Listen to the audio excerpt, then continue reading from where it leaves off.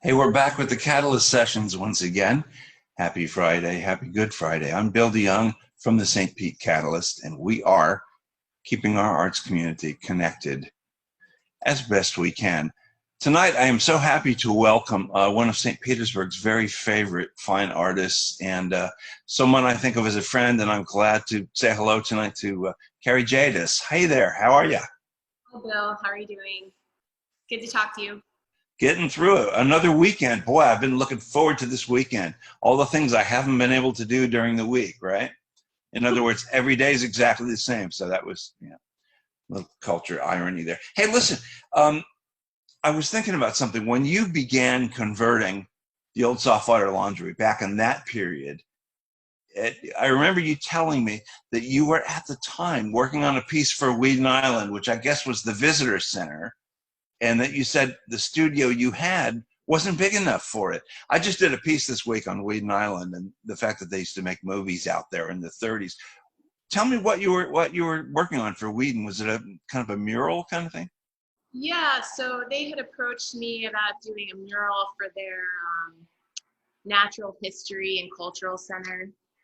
And it was really to recognize the Whedon people, Mm, which, the native people that lived in that area at the time. sure. And um, initially it was going to be a mural. It ended up being an actual painting that was so large that it had to be done in a big space. And the reason for that is because if it was in a cultural center, Mhm. they would be able to move it around and it wouldn't be painted over someday. Oh, yeah. It's still there, I assume. It is still there. It's called A Glimpse Through the Mangroves, and it Oh, yeah.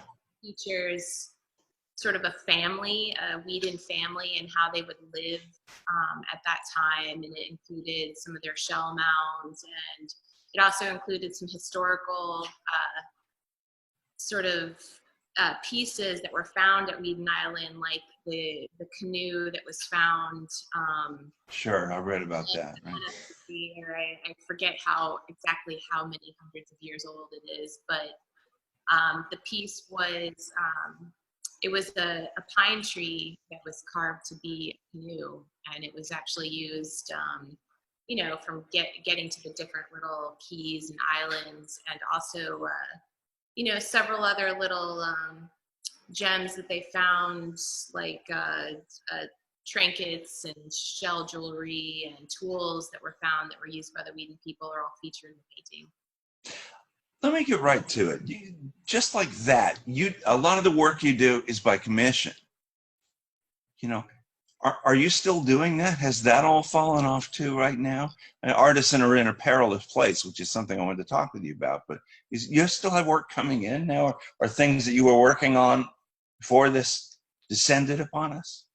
Yeah, I still have a few projects that I'm working on, and it is possible for some of those things to fall through. Initially, for me, when I agree to do a commission, I take a sort of an upfront fee so that whoever is commissioning is vested in the project and doesn't back out. Oh yeah, of So course. at this point, I have some projects that I have vested clients in, and hopefully those will, continue. But yeah, I no new commissions, no new art sales, no art walks. So it hurts, it stings. How are you guys doing? If you don't know, folks at home, Carrie's husband is Mark Ailing of MGA Sculpture Studios, and the two of them. We're going to talk about that in a minute. But Mark's a wonderful guy too. How are you guys doing? I mean, all things considered. All things considered, I'm a glass half full kind of girl, and I count my blessings. So I feel like we're doing pretty good. Both Mark and I, we had our art businesses through the 2008 market crash, or I The guess. recession, sure. And it's one of those things where we learned a lot of lessons. We learned that when times are good, that you have to sock money away and save for when times are bad. So hopefully we'll get through this and, learn to, or we have learned that, times like this are hard, but they don't last forever. So. Yeah, it's that, I don't know, they call it left brain, right brain. And I know that the whole idea of art as a business is something that you had to learn along the way, that it's great to be a painter and it's great to be creative and to see things through this particular lens. How do I make my living at it? And I know that, as you say, maybe socking a little away because you never know when the next commission is going to come in or when you're going to sell the next piece is probably something that you've done. You and Mark were at the front lines of the Warehouse Arts District, right? And Softwater was, it was 55,000 square feet of unused space, which I'm telling everybody this, they divided it into studios. And if you haven't been there, you really need to go there because it gets better all the time. Doesn't it take, Carrie, an especially creative mind to look at this big, nasty place and say, yeah, we can make art here? I don't know that I could do it because I don't have, again, that lens in my eyes. We can do something amazing with this. What was it like when you first got there? What did it look like? So Softwater was vacant for, I don't know how many years, but I would say there was probably about, I think I may have lost you. I'm not sure. Can you hear me? Yeah, I can hear you. So, okay, it happens. An inch of rust, I think, that covered the entire floor and every surface in here, and it hadn't been touched for many years. And, I think as an artist, it's easy to have vision. I think the hardest part is having faith that, everything's going to work out. So, we cleaned the space up and we divided it into 5 separate artist studio spaces. And currently we kind of function as a co-op, really. We have 5 studios. We all split the rent, so our rent's very affordable. And then we have, where I'm sitting at right now is the main gallery space that we all share. And during our art walks, we, usually have most of our newer works on display. Sometimes we have a guest artist, and sometimes we have a featured musician, and we also host events here. You got all the rust off the floor, I'm assuming. The rust is gone. Yeah. They say rust never sleeps. I've heard that somewhere. Shut up. Hey, can you show us what it looks like? Show us your handy-dandy pivoting camera there. And let's take a look at the gallery space. Okay. So I have my laptop kind of sitting in the center of the gallery. And right now behind me, you can see there's 2 paintings and a sculpture. This is 2 paintings by Robert Sutherland, who is one of the artists that works here. And then this is a sculpture by Mark Ailing, who is the sculptor next door, also my husband.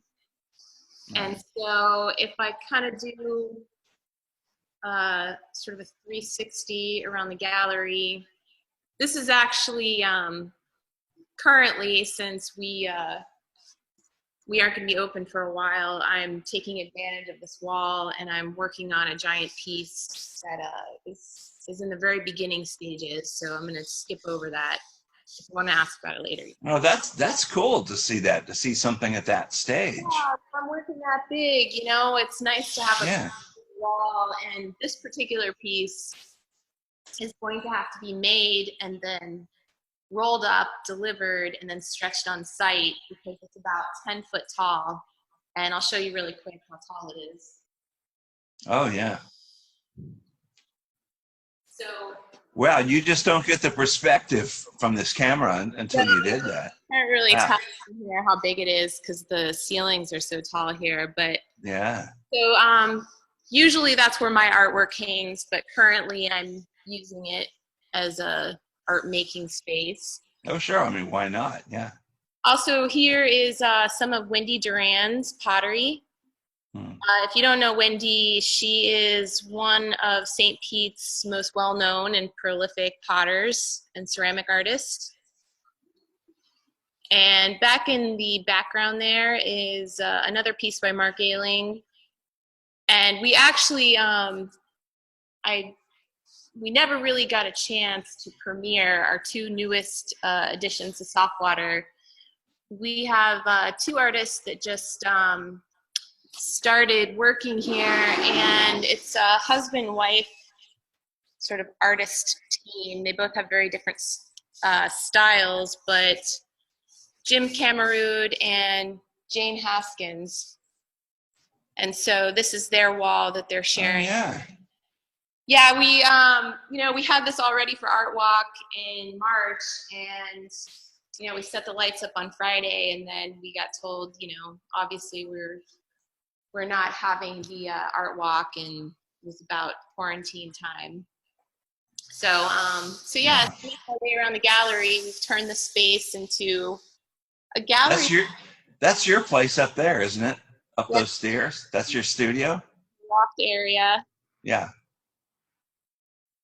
And down here we have our bar area, and then back around to the sculpture.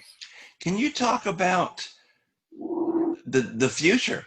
Arts Exchange is there now, and I mean, where's the Warehouse Arts District going next once we're all out of the bubble, right? Well, so for us, I think that it's my hopes that it will be business as usual in, hopefully a few months. But I know about as much as anyone. So yeah. I don't know. I think we did create a virtual gallery. So we created a virtual gallery for Art Walk so that you can kind of walk through the space and you can get an up-close look on your computer at the different works that we have here. And after making it, it's one of those things where I kind of thought, maybe we should do this every Art Walk just so that anyone can view it from anywhere. So that's kind of been something that's happened because of this whole quarantine that probably will be a future endeavor of ours, is to always have an online gallery, virtual gallery. It's funny because I remember having the conversation with you about how you, as part of your business plan back in the day, you had to teach yourself how to be a little more extroverted than you are and greet people. And this is a perfect solution. Do a virtual art walk and you never have to meet anybody again. You're right. I didn't know about this in the very beginning. I guess, technology is a lot better than it was, 13 years ago in terms of virtual art gallery. Let's talk about the virtual Second Saturday Art Walk tomorrow. Just walk me through it. How does it work? I know you have the virtual art walk, but will you and the other artists be there live talking to folks? How's that going to work? No, not really. It's really just a virtual tour that we're featuring on our website. And our website is softwaterstudios.com. And on our main page, we have a link to the virtual tour. And then it's also being featured through the Arts Alliance, and on social media, we're spreading it around. So we really aren't going to be here giving live discussions, although, that could be an idea for the future if this goes on. And like you were saying, though, with the, not having to speak to people, I think that... I was just kidding, Ultimately, it's going to be really tough to sell Art Walk without having a one-on-one discussion with people. That's kind of the point of Art Walk, isn't it? To be there, to be in the visceralness of the work and the artists in the moment. Yeah. Well, you're doing what you can. The hours, does it just go up all day tomorrow? Saturday we're talking about? Yeah, it's actually up and running now. We are featuring it from 9 a.m. to 9 p.m., but it will really always be on our site if anyone wants to view it. Well, I know, John Collins from the Arts Alliance, was talking about, well, Art Walk generates this much money for the city, and not to mention word of mouth and goodwill and sales and all of this stuff that's just kind of gone. So I guess what everybody is doing is trying to find whatever logical way there is within the framework of, you know, what we're stuck with to make it work for them. Are you still working? Are you still? You have the piece on the wall, but you know, do you? Yeah, I assume that's a commission, the big face on the wall, or is that just I'm doing a big face because I want to? Why not? It's kind of a project I'm doing. The giant face is Jose Marti, and I really tend to love doing big faces, especially of inspirational people. And if you're not familiar with Jose Marti, he was a Cuban poet, philosopher, journalist, and he was, just for those who don't know, he's considered a Cuban hero, and I am kind of producing it for possibly a project in Ybor City. And so whether or not that's going to happen or not, now that, you know, the whole coronavirus has disrupted everything, we'll see. But nonetheless, I'm going to go ahead and complete it. I think dealing with isolation, I really need to have projects. So well, painting is essentially a solitary experience. Yeah. So it can't, I mean, it can't be, taking the business aspect out of it for just a second, I mean, it can't be that different for you. Oh, no. Yeah. Really not that different than my usual day, except for I probably see my kids a lot more than I used to. They probably see me more than they want to. You're not the first person I've heard that from. A couple of quick questions. I think we're almost done. You can get back to your kids here. Thanks so much for joining us. Are you a St. Pete native? I know you. I think you grew up maybe across the bay, but are you from here? Almost. Almost a St. Pete native. I moved here when I was 5 from Tampa. And you went to the academy at Gibbs. Yeah, I was in the PCCA program at Gibbs. I would definitely consider St. Pete my home. Yeah. Okay.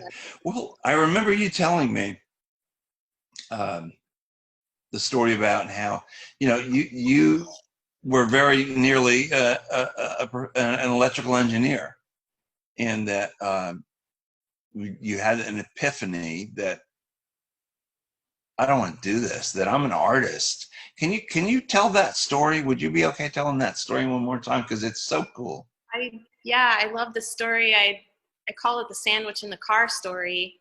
Yeah. And basically I was working as an engineer. I had a great job.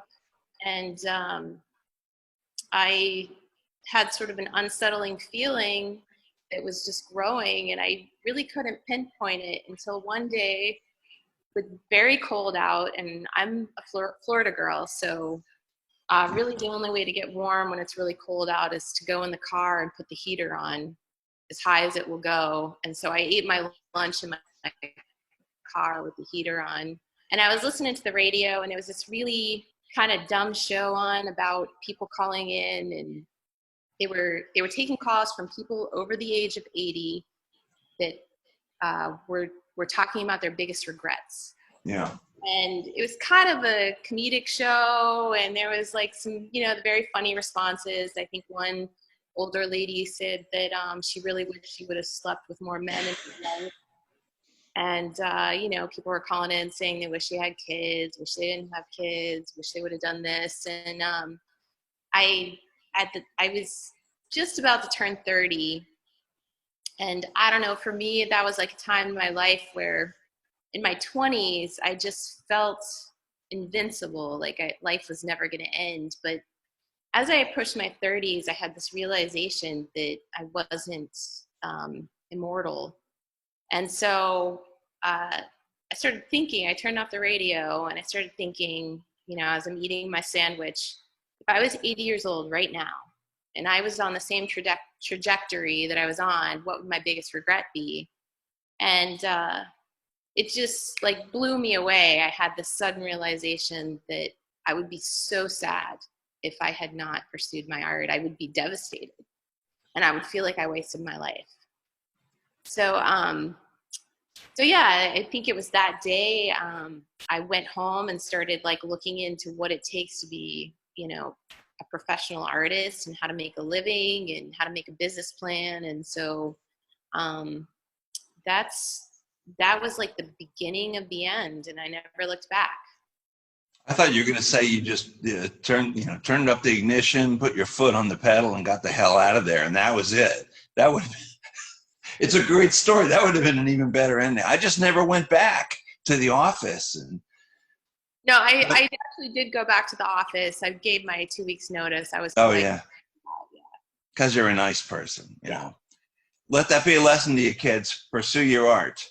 Carrie, I can't thank you enough. Please give my best to Mark, and I guess we'll see you both, on the other side of all of this. Yeah, and thank you so much for what you're doing. It's nice to still have a voice in the community and have a face, and thank you for helping us keep that alive. It is my pleasure. We'll see you really soon, okay? Yep.